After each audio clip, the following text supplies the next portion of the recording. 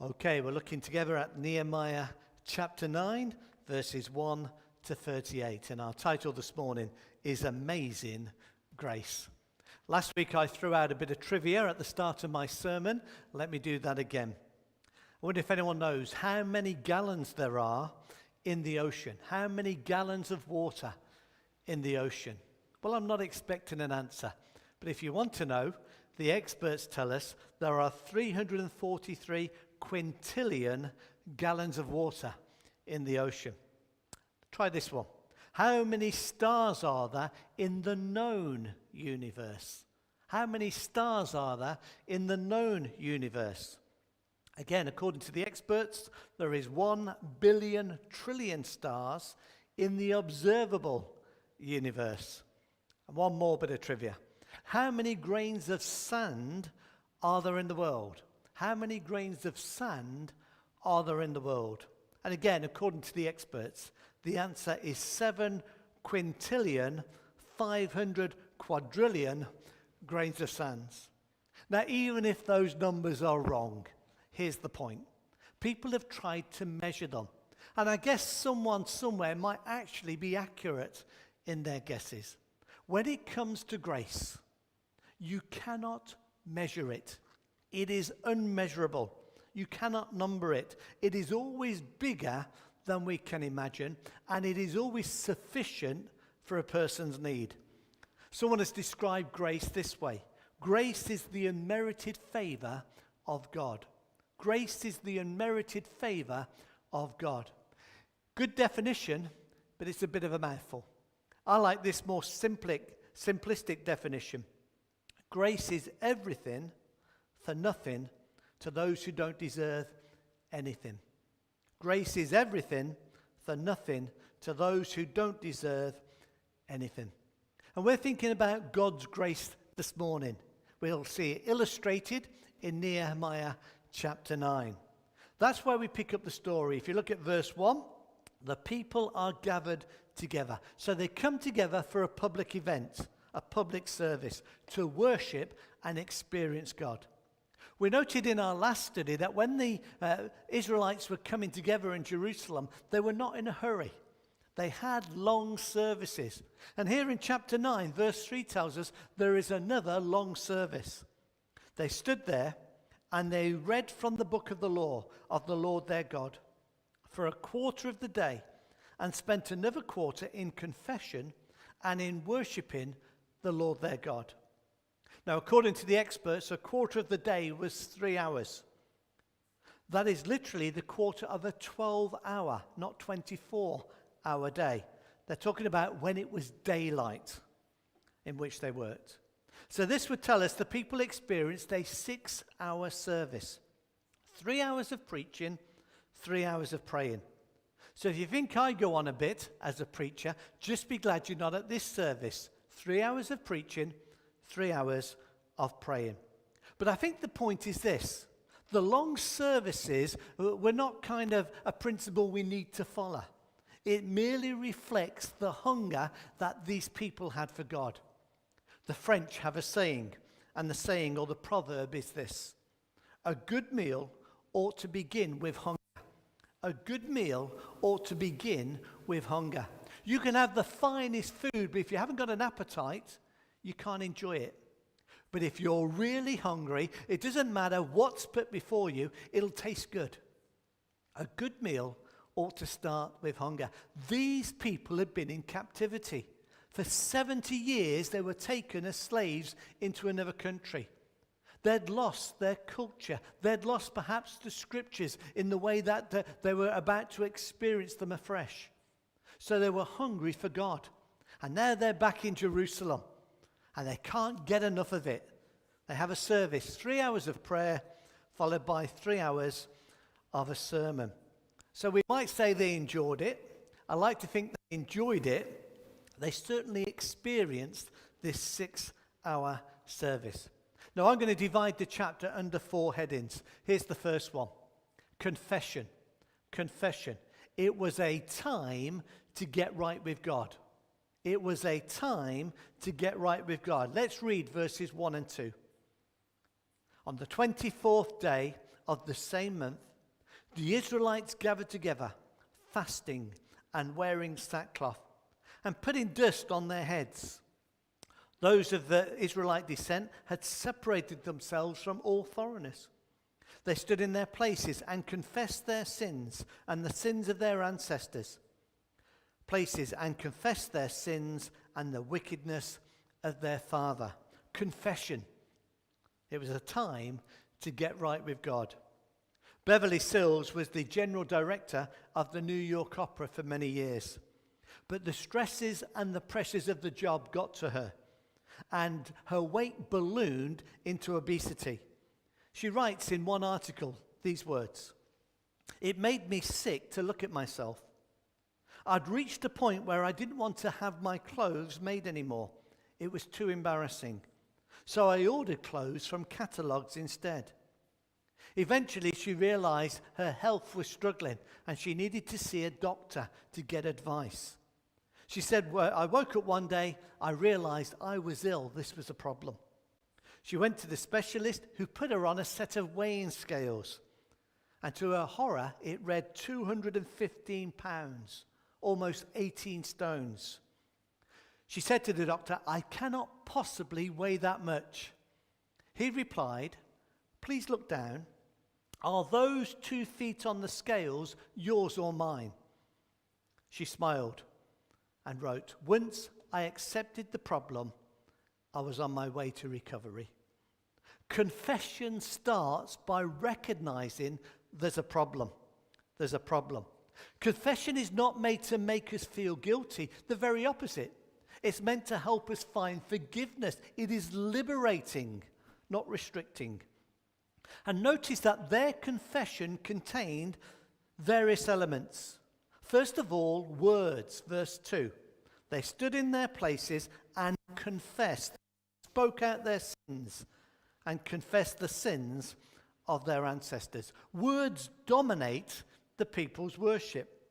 In verse 3, they pray. They listen to the word of God. In verse 3 and 5, they respond with verbal praise and worship. In verse 4, they cried out with words of petition and prayers. And as we read together in verse 2, they confessed their sins. There is a two-way conversation going on here. God is speaking to the people through the public reading of his word, and the people are responding vocally through song, through prayer, and through confession. So first of all, words was a sign of their repentance. Secondly, actions. Again, verse 1. Wearing sackcloth and having dust on their heads. Sackcloth and dust on their heads. These were outward signs of how they were feeling on the inside. If you go to a funeral, it is traditional in our country to wear black. I think the last funeral service I took, everyone was asked to wear a Christmas jumper. And that's because the gentleman who passed away, whatever time of the year was, summer or winter, always wore a Christmas jumper. So in honor of that, we donned a Christmas jumper. But traditionally, you wear black. Funerals are a place of mourning, of sadness. Well, sackcloth was the equivalent in Bible days. Nobody looks good in sackcloth. Who would want to wear it? It's uncomfortable. But you wear it because it speaks of humility. Ashes, again, is a symbol of mortality. You know, if you've been to a funeral, at some stage you will hear the expression, ashes to ashes, dust to dust. The very opposite of Almighty God, who cannot die and cannot deteriorate. But we do. We do. So again, it's a sign of humility and a sign of mortality. This confession was more than words. We often say, don't we, actions speak louder than words. And they are backing up their words by doing something that took effort and was very visual. It took time and effort, and everyone saw. So first of all, they used words. Secondly, they used actions. And thirdly, they fasted. Verse 1, they fasted. Fasting generally means going without food for a period of time. Not only was it a sign you meant business with God, because let's face it, most of us like our food, And it takes a lot for us to miss a meal, but to purposely miss a meal and spend the time that you would have prepared that meal, cooking it and eating it in prayer or in other kind of some form of service, is a demonstration that you mean business with God. They fasted. They fasted. But if someone is important, you don't mind making a sacrifice, do you? Sometimes, if you know me, you'll know that I'm a football maniac. I will watch as much football as I can. And if my team are on the TV and I'm watching the game live and there's a knock at the door and I realize it's a relative or a close friend, I got a problem. Do I leave them outside or do I carry on watching the football, which is my passion? Or for them, do I turn off the football to enjoy their company? Well, of course, I'm glad to say, able to record the football. But you turn it off because the people are more important. And that's the idea here. Whatever was occupying them, they're going to put it to one side so that they can give time to God. So first of all, we see confession. It was a time to get right with God. And they confessed in 3 ways: by words, by actions, and by fasting. Here's the second thing in the passage: adoration. It was a time to worship God. Adoration. It was a time to worship God. Look at verse 3. They stood where they read from the book of the law of the Lord their God for a quarter of the day, and spent another quarter in confession and in worshipping the Lord their God. Standing on the stairs of the Levites were, and we have this whole group of men. And the last line of verse 5 says, "Blessed be your glorious name, and may it be exalted above all blessing and praise." One thing I have learned over the years as a Christian is that everyone has their own spin on what worship is. As a preacher, as an evangelist, I get to preach in a whole host of different types of churches and what we call denominations. And what is considered worship in a Pentecostal church may be very different from what is considered worship in an Anglican church, or a Methodist church, or a Brethren church, or a Baptist church. We all have our spin on what worship is. Again, if you ask a young person what he thinks worship is, his description might be very different from a senior, an older person. We all have our own interpretations of what worship is. But we all agree on one thing: worship is important. It should be a priority in the life of the Christian, and it was a priority for these people. Now, I want to show you a little video clip just on that theme of worship.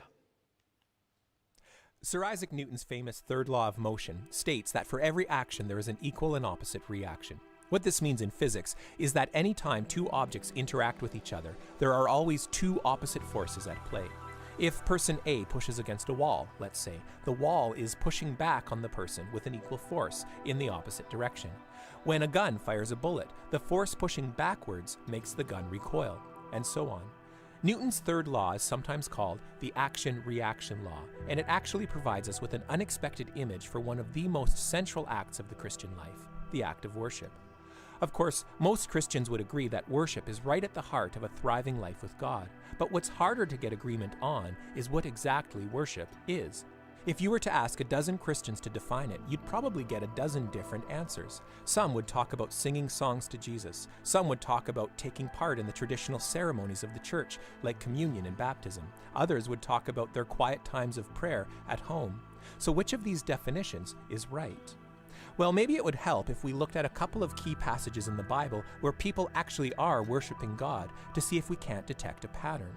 One of the central stories in the Bible, for instance, is about how God rescued the people of Israel when they were slaves in Egypt.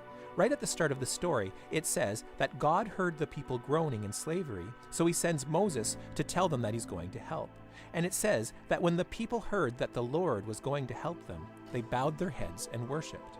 God acted, and the people responded. Well, the same pattern is there in the New Testament. In the Gospel of Luke, it tells how Peter met Jesus for the first time. Peter's been fishing all night but caught nothing. Along comes Jesus, who tells Peter to cast his net into the deep water. And when he does, the catch of fish is so huge that they need another boat to help them bring it in. And then it says, when Peter sees it, he falls on his knees and says, "Go away from me, Lord. I am a sinful man." Or how about this one? After Jesus' resurrection, doubting Thomas is, well, doubting. The resurrected Jesus suddenly appears to him and tells him to put his fingers in his wounds. And it's when Thomas sees the nail holes of the cross, that's when he says, "My Lord and my God." This revelation and response pattern is pretty consistent in the Bible. Worship generally starts with God showing himself in some particular way, and when the people see God at work, they respond accordingly. Worship, you might say, is sort of like the action-reaction law of the Christian life, where every action of God, saving, healing, convicting, helping, and so on, can elicit and does elicit a reaction from us. It's not an equal reaction, of course, but when it's the appropriate reaction for whatever the particular way is that God has revealed himself, that's when we're worshiping. This revelation can happen in all sorts of ways. Hearing the story of Jesus and realizing how much God loves us. Reading something in the Bible that puts its finger on something that we're going through right now. Working among the poor and the marginalized and discovering the presence of Jesus there. And worship is our appropriate reactions to these particular actions of God, whatever they may be. It may be raising our hands and singing our hearts out. It may be sitting in overwhelmed silence. It may even mean a drastic overhaul of our lives. But however it happens, in that response, we'll be discovering what the Bible meant when it tells us to worship the Lord in the splendor of his holiness. Revelation and response. God has been revealing himself through the word. They've been reading it for 3 hours, and then they respond in their worship. And verses 4 to 5 explain how the Israelites conducted their time of worship. They divided themselves up into 2 groups. Some were standing on the stairs on one side of the assembly, and the other group stood opposite them or across from them. And the 2 groups called backwards and forth to the congregation. One group confessing the sins of the people, and the other group praising God for his greatness. It was a responsive and antiphonal chorus. The first group called out with loud voices, and the second group responded by reminding the people of God's character. And the fact that the rest of this chapter gives us the actual words they use. Cries of guilt are followed by shouts of praise about God's goodness and greatness and gracefulness. Tears of grief over their many sins, followed by tears of joy as they find forgiveness and cleansing. So adoration, it was a time of worship. Thirdly, reflection. It was a time to learn from past mistakes. Reflection. It was a time to learn from past mistakes. That's verses 6 to 37. Now, I didn't read those because this prayer is 1,142 words long in the New International Version of the Bible. Now, brothers and sisters, that is a long prayer. In fact, it's the longest prayer in the Bible. And I didn't want to happen what happened to the 18th century evangelist D.L. Moody. D.L. Moody was doing an evangelistic meeting, and he knew that there was one man who'd come along who needed salvation, who was unconverted. He needed the Lord. And Moody saw him in the audience and thought, great, tonight's the night. Lord, please save this man. But it was an old-fashioned campaign. They had hymns, and they had testimony, and they had prayer. And one of the local dignitaries had been asked to pray, and as he stood up, he prayed. And boy, did he pray. He went on and on and on. And Moody was getting nervous. Everyone was getting nervous. And as Moody looked up, he could see the man he'd been praying for fidgeting and putting his coat up. And he was getting up to leave. So Moody just stood up and said, while our dear brother finishes his prayer, the rest of us will carry on in the service. Well, maybe sometimes we need that. My understanding is long prayers are for private and shorter prayers are for public. But that's just a principle I would suggest. If you want to divide this prayer up, you can under 3 headings. The greatness of God, the goodness of God, and the grace of God. The greatness of God, the goodness of God, and the grace of God. It is full of biblical and historical quotations. It's been said that for a Jew to forget history is heresy. You know, a Jew can forget his mathematics, a Jew can forget his science, a Jew can forget how to spell, but never must a Jew ever forget history, because again and again they are taken back to what happened in the past, because that affects how they live in the present. And this prayer it's a history lesson for the people who were taken away into captivity. Their history and their culture had been forgotten, but as they return, it's all brought before them to enjoy again. Verse 6 talks about God, the Creator. We only worship the God who made us. We don't worship creation, we worship the Creator. Verse 7 to 8 reflects on the call of Abraham, the father of the Jewish people, the first Jew. It reminds us that God made a promise to him that through him all nations of the world would be blessed. And God is faithful. He keeps his promise. Verses 9 to 12 recalls the Exodus, how the Israelites were slaves in Egypt, but God set them free, liberated them. And he did it with signs and wonders, displaying his power. Verses 15 to 21 reminds us that when the Israelites were walking around the wilderness, the desert, for 40 years, they constantly rebelled and sinned against God. Verses 22 to 24 talks about how God, despite their unfaithfulness, proved faithful.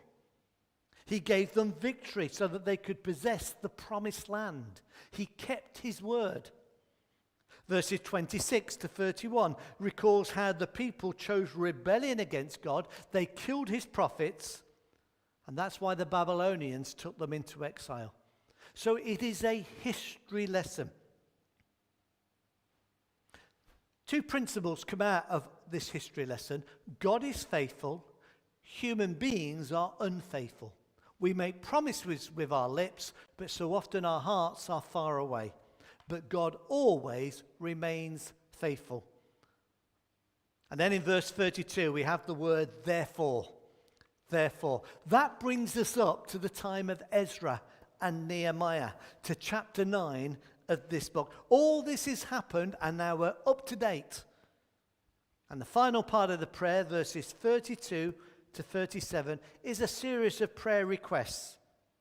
Once again, there is the mention, the need to confess and get right with God, and to ask God for his grace and his mercy. So it's a long prayer, it's a meaty prayer, but it's an important prayer. And in your own time, let me suggest you read it through slowly and enjoy it. And then fourth and finally, commitment. It was a time to move forward with God. Commitment. It was a time to move forward with God. Look at verse 38.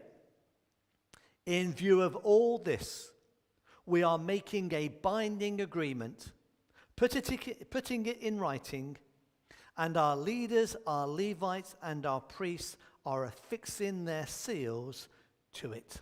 Commitment. Someone has said commitment is an act, not a word.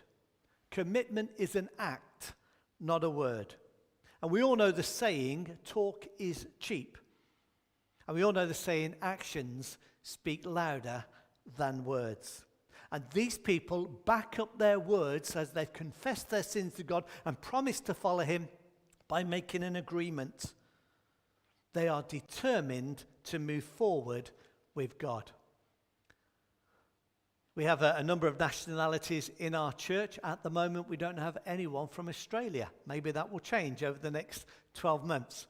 But if we had an Australian and they had the Australian badge on perhaps a rugby shirt or a T-shirt or a jumper, etc., there would be two animals, because there are two animals on the coat of arms of Australia. One is the emu and one is the kangaroo.